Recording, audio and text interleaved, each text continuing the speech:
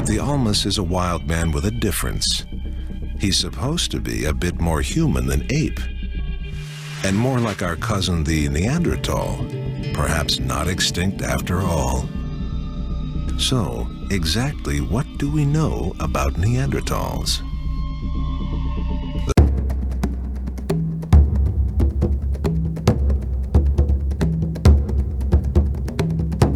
Please support this channel by subscribing and leaving comments.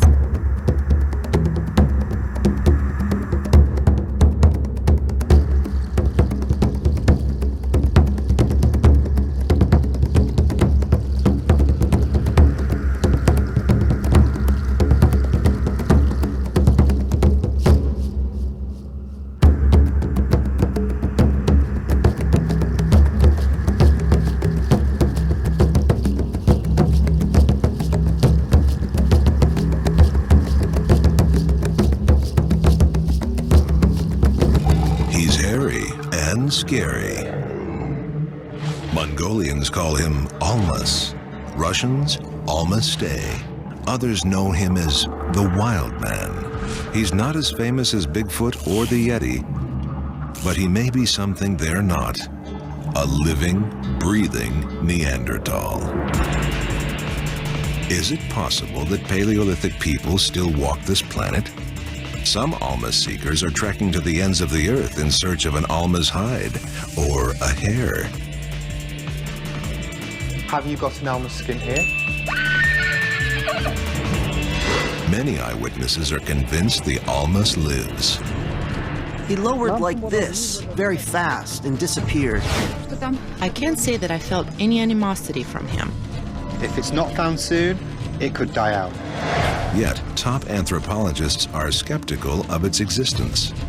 I don't think people are going to find a walking, living, breathing Neanderthal. If Neanderthals were still alive, we would find skeletal evidence of it. A lot. Only DNA analysis can reveal whether some evidence is real or rubbish. Examine the evidence with Neanderthal experts and true believers as we go in search of a relic from the past, the last living Neanderthal.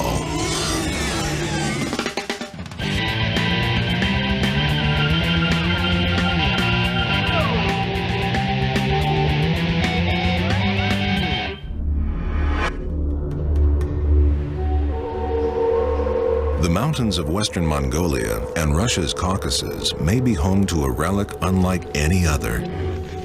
A living creature that's weathered the test of time and still walks upon terra firma. Locals call him Almastay in Russia's Caucasus and Almas in Mongolia. He's also nicknamed the Man of the Forest or Wild Man. If he's related to Bigfoot, they're distant cousins. Bigfoot's rumored to haunt the backwoods of North America, yet the Almas is said to call Asia home. And geography isn't all that separates the two.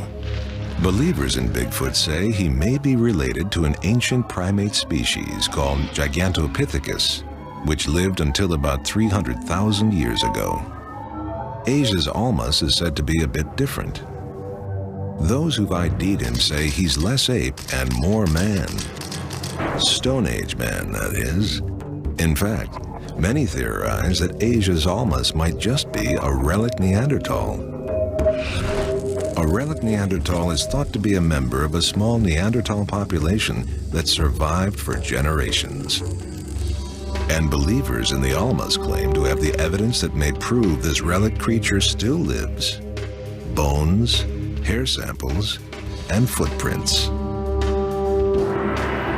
Science books say Neanderthals officially kicked the bucket around 30,000 years ago. But what if this wasn't true? What if Neanderthals or others like them, such as the Almas, never went extinct? Is it possible that a few stragglers survived and are still eking out an existence in Mongolia and Russia? British creature seeker Adam Davis is hoping to find an Almas in the flesh.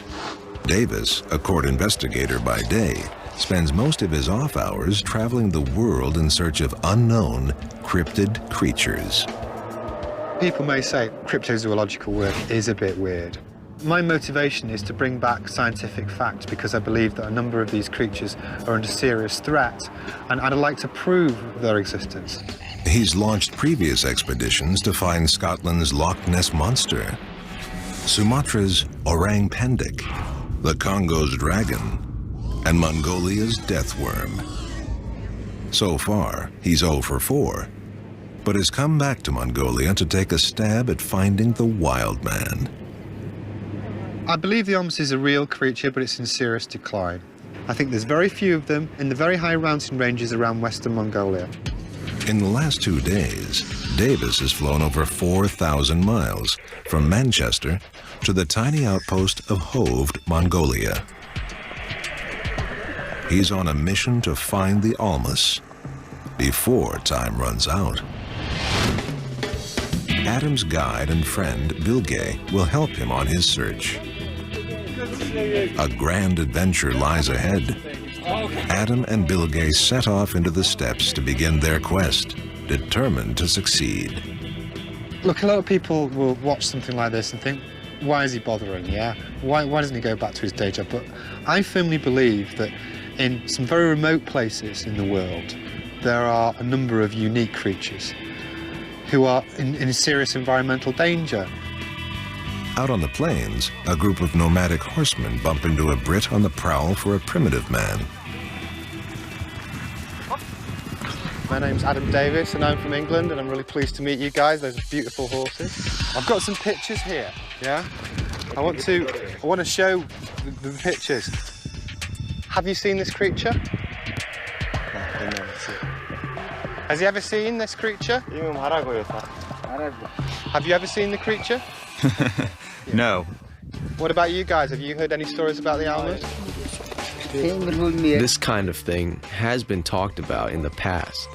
Do you think it's a real creature? I think it probably used to exist, but I'm not sure it does now. Now, if you were me and you were tracking this creature, where would you go?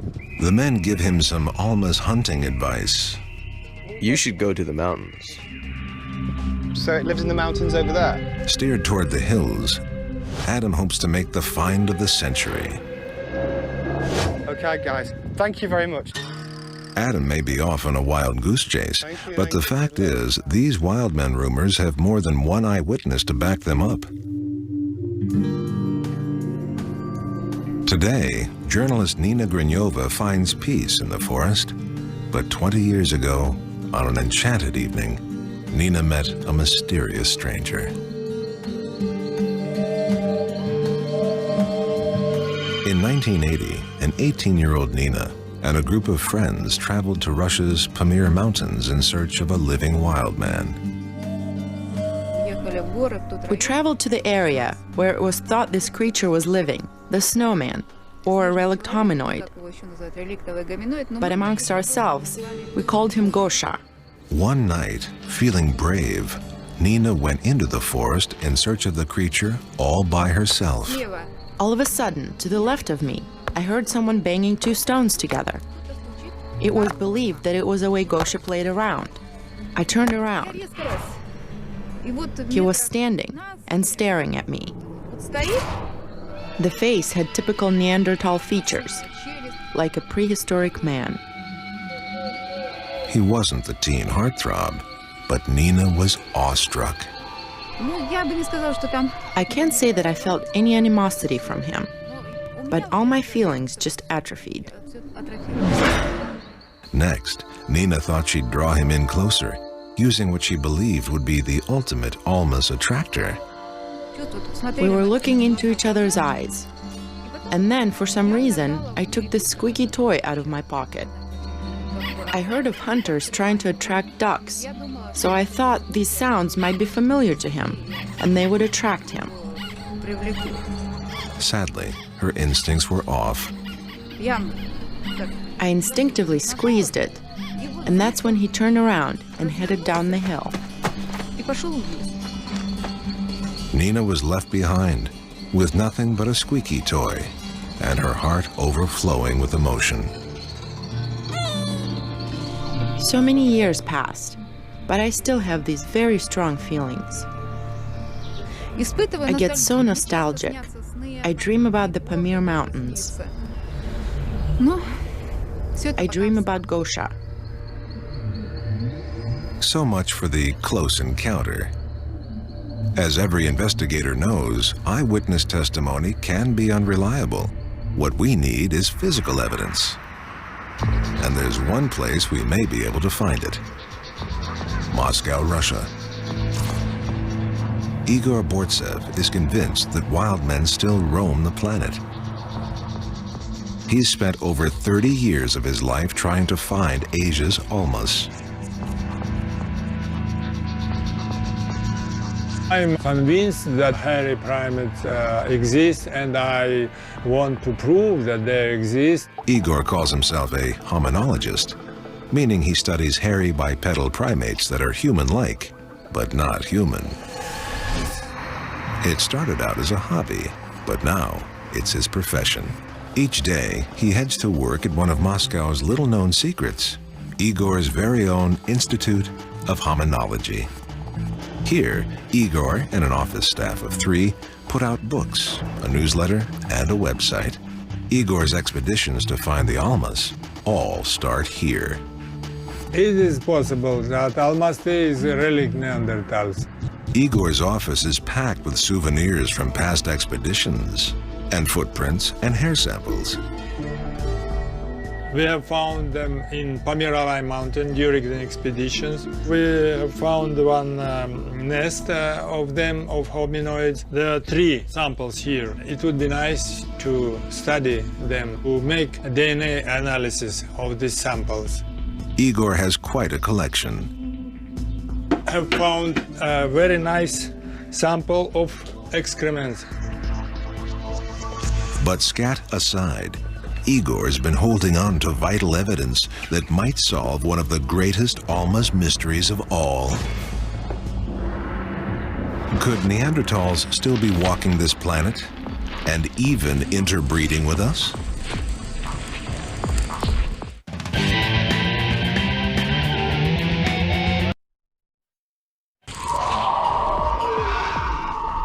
Strange tales about hairy creatures run rampant across Europe and Asia. In Europe, images of wild men called woodwoses appear on medieval crests and manuscripts. Further into Asia, legends about other hairy creatures emerge. In Nepal, locals speak of a beast called the Yeti. This mysterious snowman caught the attention of Sir Edmund Hillary, one of history's most famous mountaineers. Hey, Jumbo! Ah! Oh, what's that? Yeti. Yeti. Yeti. Aha. In 1953, Hillary and Tenzing Norgay were the first to summit Nepal's Mount Everest. And on their way to the top, they spotted large footprints in the snow. Years later, in 1962, Hillary returned to the Himalayas in search of the Yeti. His team found a purported Yeti scalp, but soon learned their find was a fake. The Yeti scalp turned out not to be from a Yeti, but a goat. Another creature called the Yeren is said to stalk China's Hubei province. Chinese scientists have been hot on the Yeren's trail since the 1950s, but have yet to find one in the flesh. Nepal's Yeti and China's Yeren are hardly alone. America's got Bigfoot, Australia's got the Yowie, and Sumatra's got the orang pendek. All are thought to be more ape than man. But the almas is a wild man with a difference. He's supposed to be a bit more human than ape, and more like our cousin the Neanderthal, perhaps not extinct after all. So, exactly what do we know about Neanderthals? The first skeleton was unearthed in Germany's Neander Valley in 1856. The skeleton belonged to an extinct species of human, which scientists called Homo neanderthalensis, or Neanderthal. Neanderthals, who lived alongside modern humans for about 20,000 years before vanishing, got a bad rap from the start. In 1908, a French paleontologist named Dr. Marceline Boole reconstructed what he thought was a typical Neanderthal skeleton. Boole's completed model influenced the scientific community for decades. New York University's Dr. Todd Disotell, a biological anthropologist, and Dr. Shara Bailey, a physical anthropologist, study the bones and DNA of Neanderthals. Their NYU Human Origins Lab has access to the ultimate Paleolithic prize, Neanderthal DNA. Since 1997, scientists have sequenced DNA from bones found at Neanderthal dig sites around Europe. Todd and Shara know Neanderthals inside and out, and one of the things they teach their students is how Boole's model was fundamentally flawed. Boole recreated the Neanderthal as sort of this very hairy, ape-like, dim-witted, stooped-over, not even human, just ape man. And I think that sort of stuck with Neanderthals for quite a while. I don't think he did it intentionally. I think he was a product of his times and a product of the fact that the skeleton that he based his reconstruction on was an old man and maybe wasn't representative of all Neanderthals. Boole had got it all wrong. The skeleton he used wasn't a healthy specimen, but an old Neanderthal man riddled with arthritis. Eventually, the model was declared to be inaccurate, but the damage had been done. Even today, being called a Neanderthal is not a term of endearment. Well, it's certainly not a compliment, right? To be called a Neanderthal. You think stupid, you think brutish, you think mean, right? So this is our image of a Neanderthal. Over the last 150 years, scientists have been able to piece together a better picture of Neanderthals and what they really may have been like. Neanderthals were stocky, strong, and well adapted to cold weather. Neanderthals were a very interesting group of humans that lived in Europe all the way to sort of almost to Central Asia during the height of the Ice Ages. They lived in Europe from approximately 200,000 years ago to about 30,000 years ago. But could some Neanderthals have been smart enough to get by and survive to the present age? In Mongolia, stories about the Almas echo from the past and ripple into the present. But finding evidence is another matter. For centuries, the history of Mongolia's traditions and folklore were preserved in the records of Buddhist monasteries. It is here that we get a glimpse of a world where the Almas was fact and not fiction. In 1937, a Mongolian scientist reported that Buddhist monks were using an Alma's skin in sacred rituals. And an ancient Buddhist medical text recommends consuming Alma's meat to cure mental disease and jaundice. There's just one problem. Much of this history was destroyed forever. Communism swept across Mongolia in 1921 and cut it off from the world. Stalin's brutal purges further tormented the country and hit the monasteries especially hard. Thousands of temples were burned to the ground, and over 10,000 monks were executed. But Buddhism survived among this resilient people, even if many of the monasteries did not. Today, throughout Mongolia, the faithful worship regularly, in this case, at a former pool hall. Adam's here in search of an Alma's skin and some advice.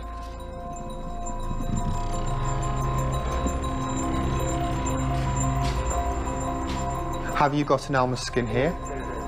He said no. He said no. If you were going to look for the Almas in Mongolia, where would you go? Well, let's see. I think you should go into the remote, untouched places. Do you know any stories about the Almas? My relative saw it and said it was hairy and very big. Obviously there's been a lot of talk about an Alma's skin, but I'd love to have that bit. I think it was unrealistic to expect to just walk in here and find it hanging on the wall, you know. But you've got to ask, because if you don't ask, you don't get. Adam may not have located an Alma's skin, but has found the next best thing: a local eyewitness. Adam and Bill Gay seek out the monk's relative, an elder named Ulzi. A well-respected hunter and herder, Ulzi swears he's crossed paths with an Almas. Ulzi takes Adam and Bill Gay back to the scene of his sighting. The story goes, Ulzi was driving through the remote area when suddenly he spotted a strange, hairy creature on the side of the road. Startled, it ran in front of the car and disappeared into the rocks, leaving only footprints behind. At the scene, Adam is struck by what looks to be the perfect Almas habitat. Amazing. That is a really good cave, actually. Yeah. This environment has shelter in the caves, water and food in the marmot and small animals that live around here. So it's perfect Almas territory, and if they do exist, this is exactly where they'd live. Ulzi takes the boys to the exact spot where he claims he saw the Almas. Was it standing like an animal or standing like a man? He was standing just like a person, just like a human in standing position. While he was standing like 2 to 3 seconds, he lowered like this, very fast, and disappeared. Adam starts to cross-examine Ulzi. Did it run like this, yeah? Okay. A little bit down. A little bit lower, yeah? Lower, yeah. So, like this, yeah? Watch this. Ah, yes. So, it ran more like an animal, yeah? Did the Almas leave any evidence behind him? Yes, footprints. Get those long toes in. Adam asks Ulzi to put pen to paper and draw what he saw. Ulzi sketches out the footprint. Next, he creates a picture of the Almas. Without a doubt, it looked like a human, with hair, and standing on 2 legs. But something is not quite right. Ulzi's Almas seems to be wearing a dress. And its footprint only has 4 toes, which would make it quite an oddity in the primate world. He's never going to be Leonardo da Vinci, is he? These questionable drawings bring out the interrogator in Adam. Yeah, but you told me earlier it had dark hair. You were some distance away. Plenty of the ibex and goats have dark hair, don't they? Why couldn't it be one of those? I am a hunter. I have experience. I can differentiate between animals and humans. Are you telling me the truth, yes or no? Yes, it is a fact. It is real. Thank you. The interrogation was a success and calls for some powdered tobacco called snuff. Here's a bit of snuff. By way of compensation. Sniffing snuff is a Mongolian tradition. I think the interview that Ulzi did with me was really believable. I do this for a living, cross-examination, and I'm looking during my job to see traits that people lie with. Normally when people lie, they raise their pitch and tone, they wave their arms around, and he did none of that. The single thing in that interview is that he's been a hunter all his life, and he was quite clear that the creature stood with an upright back like a man. Could it be a Neanderthal man? Well, let's see if we can get some more evidence and try and find out. Adam and his team are back on the trail of the elusive Mongolian Almas. Meanwhile, back at the Institute of Hominology, Igor's been guarding the best piece of physical evidence that could prove the existence of the Almas. And these aren't your everyday skulls in the closet. This may be Zana, this is Huyt, son of Zana. According to Igor, Zana may be a relic Neanderthal, and Quit may be her half-human son.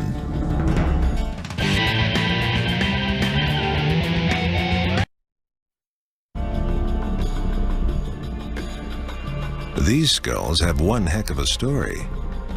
They both may be related to Neanderthals and each other. One of the skulls is rumored to belong to a woman named Zana. The story of Zana is one of the most famous and hotly debated Almas cases on record.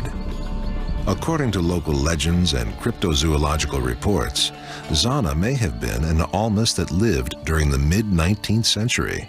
Zana... Igor slips into Russian to tell us Zana's story.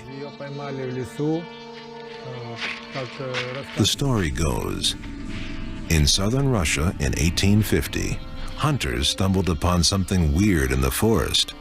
A strange, hairy, wild woman. They threw a net over her and dragged her back to the village of Tina, where locals gave her a welcome befitting any wild woman of the day. They tossed her into a cage. According to local lore, Zana was less than thrilled with the trappings of village life. The villagers tried to dress her, but Zana was an unwilling model, and they made her cooked meals, but she refused them, preferring raw food instead. Over time, locals tried to teach her simple tasks, but Zana was only able to master basic skills. Eventually, it's rumored that Zana did find some unscrupulous admirers in town and had several children. Quit was one of her sons. Igor's convinced that Zana may be the real deal, a relic Neanderthal. And Quit may be a hybrid, a possible cross between a human and a Neanderthal.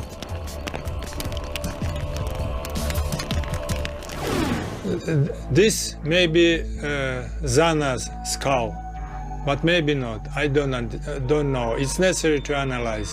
If Zana was a Neanderthal woman, that means Neanderthals live until now. There may be one way to find out. DNA. DNA can tell us if Zana and Quit are Neanderthal mother and hybrid son. Or if both skulls are simply Homo sapiens and not relics from the past. New York University's Human Origins Lab will solve the mystery.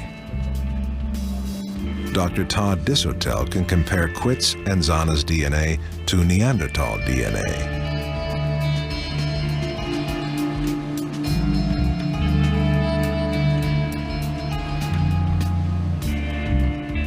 And Dr. Shara Bailey can closely examine the two skulls and reveal details DNA cannot. Igor is reluctant to send his fragile skulls on a journey overseas. But he's come up with a plan to get Todd and Shara the information they need. Igor heads to the doctor's office. First up, a CT scan to get Shara 360-degree images of both skulls.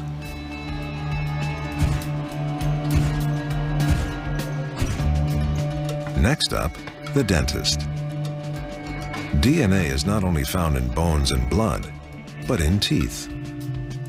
Extractions generally call for Novocaine, but these patients don't feel a thing. Once complete, Igor packs up the samples and ships them out. Will Todd and Shara be able to solve the mystery of the skulls and put Igor's questions about Quit and Zana to bed once and for all? Meanwhile, back in Mongolia, sunrise warms a hidden valley filled with nomadic families.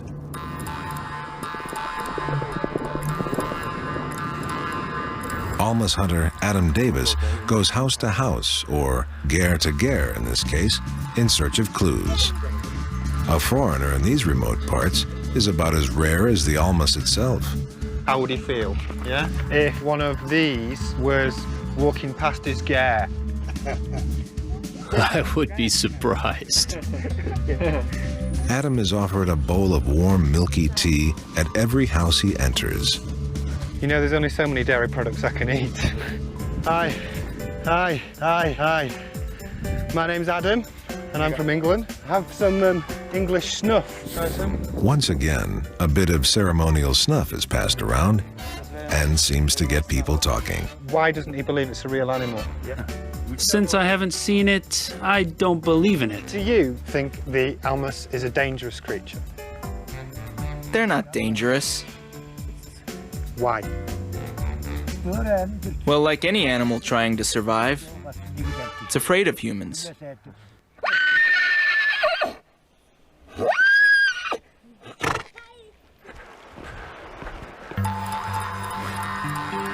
Finally, Adam knocks on the right door. An elder nomad knows what he's looking for and where to go find it. People say that an almost lives in a cave nearby. Does he know where the cave is? Everybody around here knows the location of the cave. Everyone knows. This is the break Adam has been waiting for. Now he can put his plan into action. Oh, yeah. The reputed Alma's cave is straight ahead, but is there a living Neanderthal lurking inside?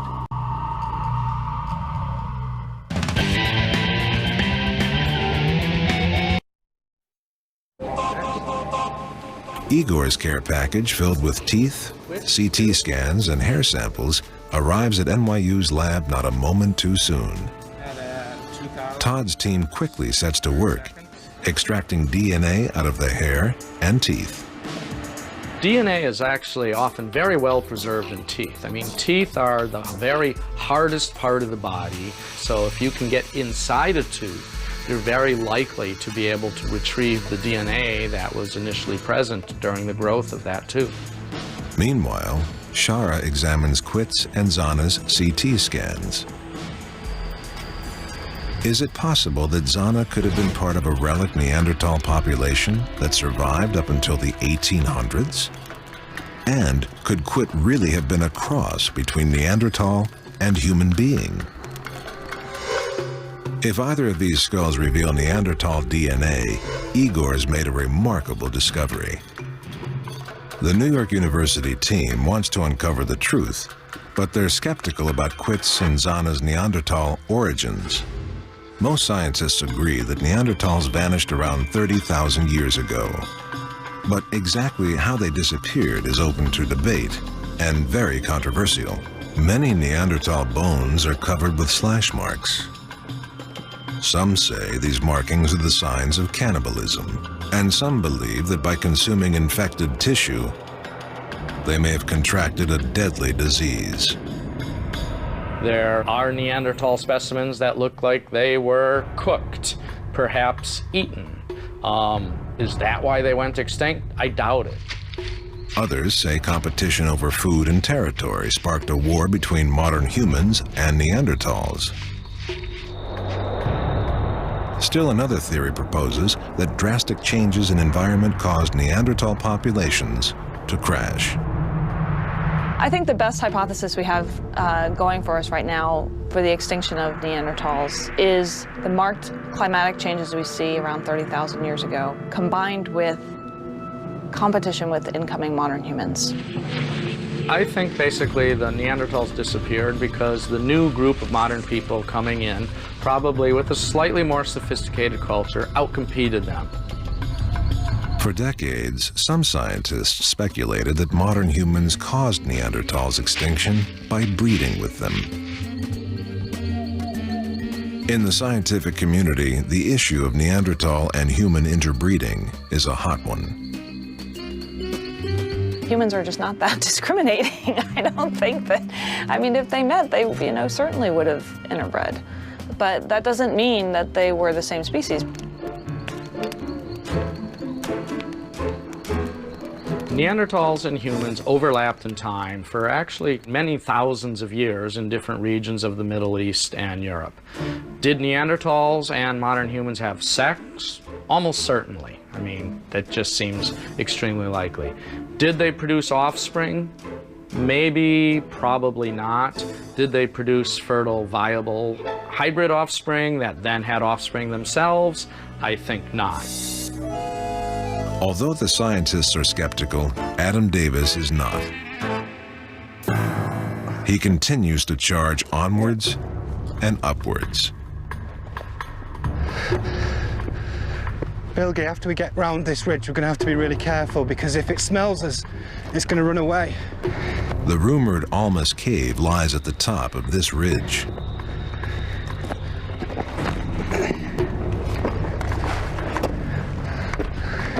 More like a mountain goat than an Almas.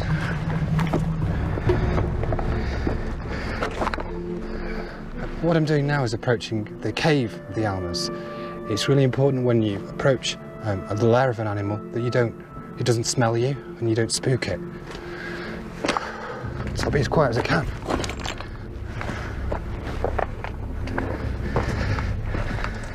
This cave might just be home to Adam's Holy Grail.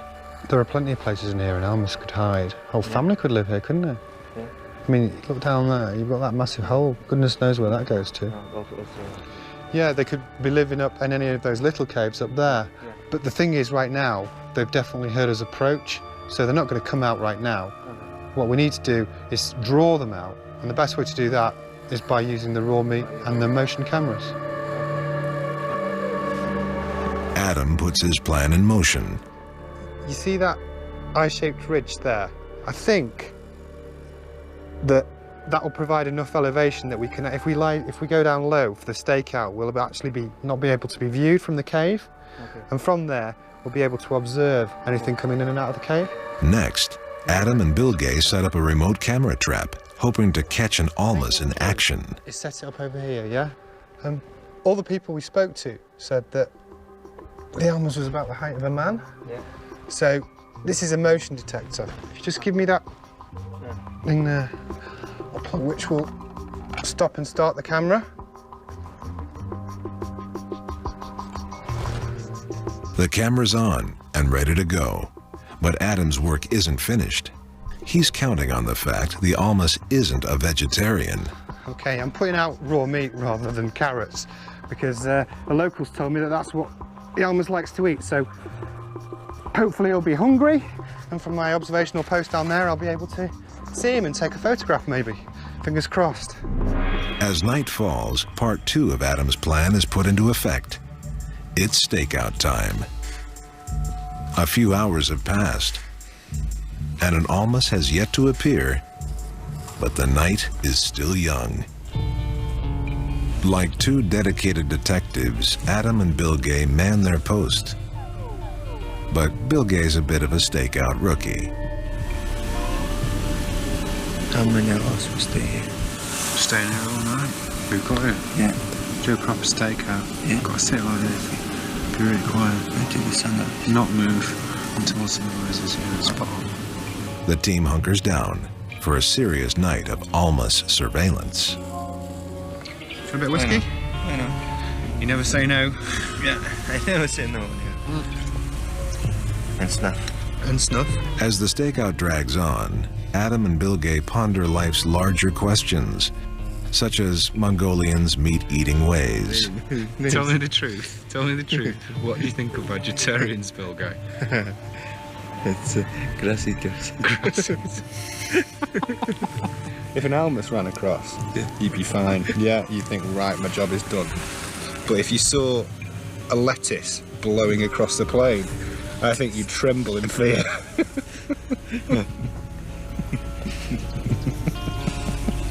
Okay.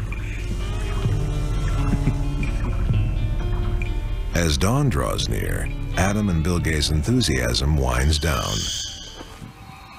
Adam continues to keep watch, but Bill Gay seems to have made other plans with the insides of his eyelids. Will Adam and Bill Gay be able to survive the night and capture a shot of an Almas?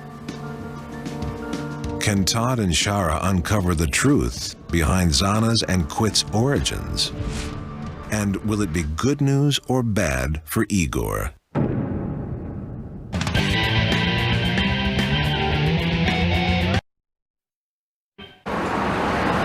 New York City. It's the city of bright lights and big dreams.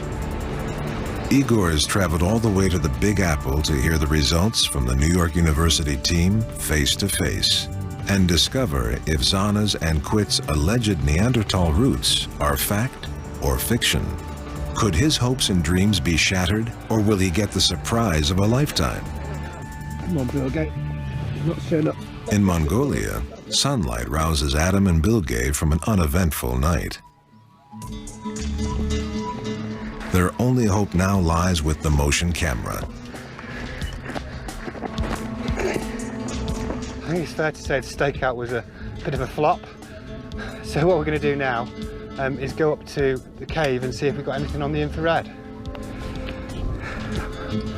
Not too optimistic though, I didn't see much movement.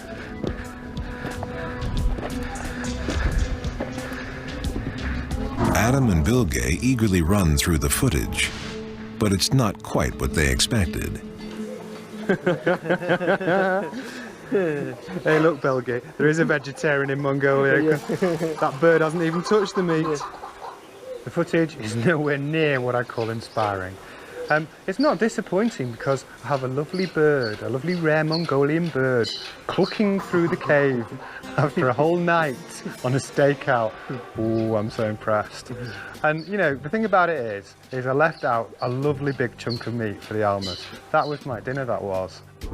Frankly, it's a washout. The cave's a bust, and Adam and Bilge move on. But Adam doesn't plan to give up on the almas anytime soon. One cave down, but there are plenty more to go.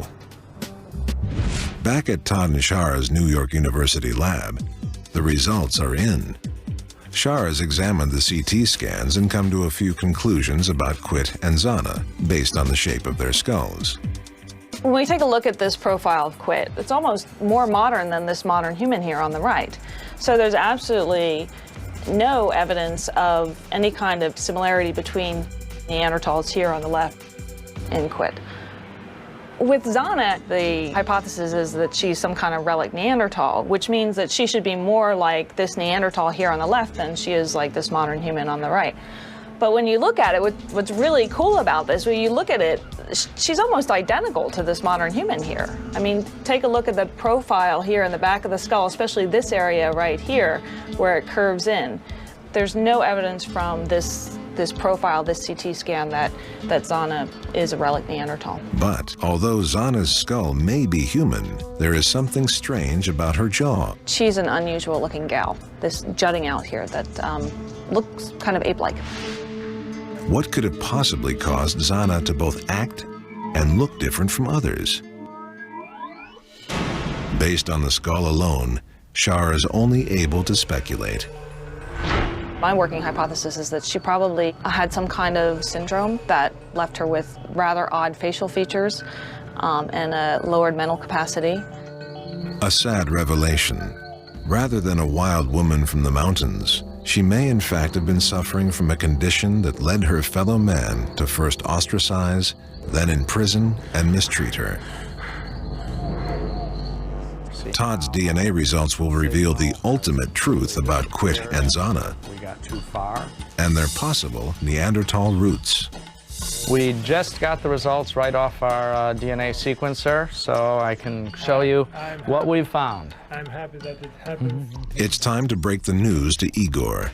The hair samples were basically completely negative, but all 3 teeth that we worked with yielded good DNA evidence. The results show that the DNA that we got out of Zana and Quit share the same condition that modern humans have.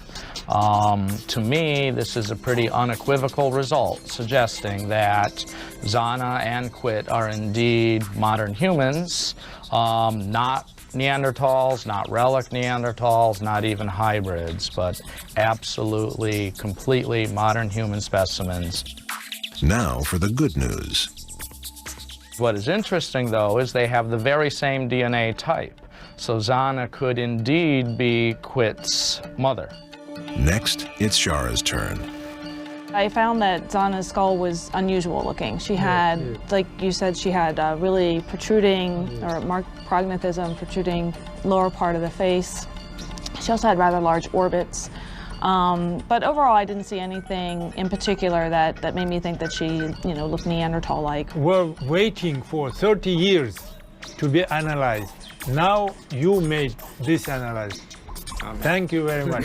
Case closed. But the day isn't over. Cheers. Cheers. Cheers. За здоровье. Todd and Shara are supportive of efforts such as Igor's and Adam's, This is real vodka. That's the real one. yet at the end of the day, they are scientists.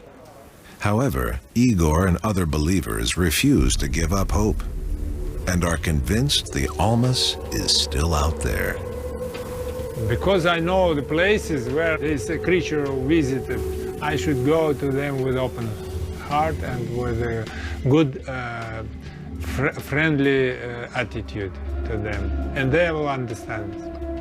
They should understand.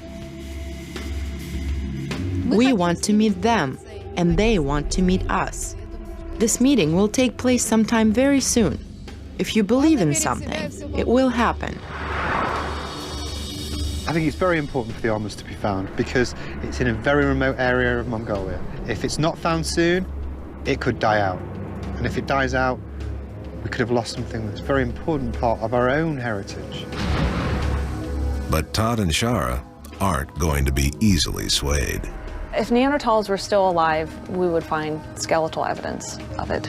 A lot.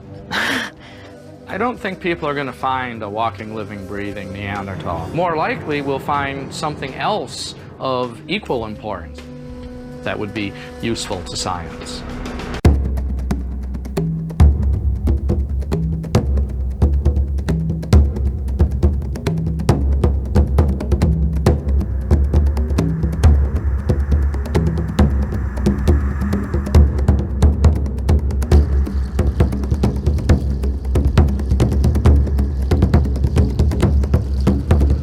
Enjoying all this rare and unique content, please show your support by subscribing and leaving comments.